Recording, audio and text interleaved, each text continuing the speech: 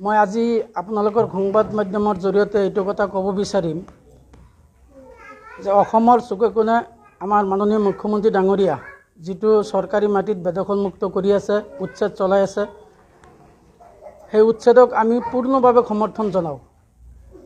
সেই উচ্ছেদৰ সুযোগ লৈ আমাৰ এই কাকতি গাঁৱৰ ওচৰতে থকা গুইমাৰীৰ সমীপতে ডাবুলু গাঁৱত আমাৰ যিখিনি মানুহ সংখ্যালঘু মানুহ বহি আছে, প্ৰায় 90% মানুহৰ ম্যাদী পাট্টাৰ কাগজ আছে, পাট্টাৰ মাটিত বসবাস কৰি আছে।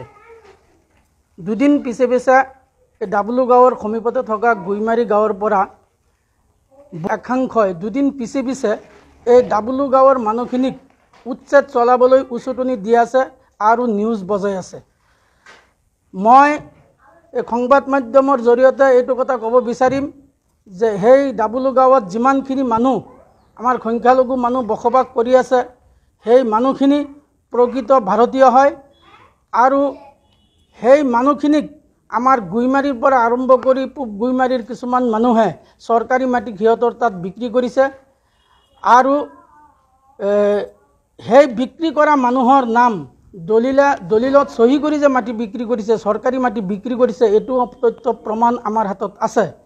কিন্তু দুদিন পিছে পিছে সেই মানুহখিনিক যে বাৰে বাৰে নিউজত কৈ আছে যে 2012 চনত এই ডাবুলু গাঁৱত চৰকাৰে এভেকশ্যন কৰিছিলে আৰু তাত অমৃত সৰোবৰ আঁচনিৰ জৰিয়তে কিছুমান ফিচাৰীৰ ব্যৱস্থা কৰি দিছে। সেই ফিচাৰীৰ পাৰে পাৰে 2-4-5 ঘৰ মানুহ বসবাস কৰি আছে আৰু সেই মানুহখিনি যে তাত বসবাস কৰি আছে, আমাৰ চাৰ্কুলৰ বাইদেউ সেই বিষয়ে জানে, অৱগত। গতিকে মই এইটো কথাই ক'ব বিচাৰিম যে গুইমাৰী গাঁৱৰ একাংশই যে দুদিন পিছে পিছে উচতাই আছে, সিহঁতৰ উদ্দেশ্য আৰু লক্ষ্য কি আমি নাজানো।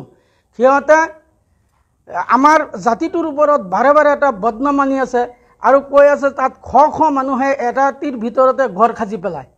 মই এইটো কথা ক'ব বিচাৰিম যে এজন মানুহে এটা ৰাতিৰ ভিতৰত ঘৰ সাজিব পাৰে নেকি? আমি সদায় হিন্দু মুছলমান মিলাপ্ৰীতিৰ মাজত বসবাস কৰি আছোঁ। আমি একেলগে দিনে ৰাতিয়ে গুইমাৰী মানুহৰ লগত সদায় উঠা বহা কৰি আছোঁ। কিন্তু এই একাংশই যে এটা মিলাপ্ৰীতিৰ মাজত যে আমাৰ দুইটা জাতিৰ মাজত যে এটা হিংসাত্মক পৰিৱেশৰ সৃষ্টি কৰি আছে, তাৰ কাৰণে আমি ধিক্কাৰ দিছোঁ।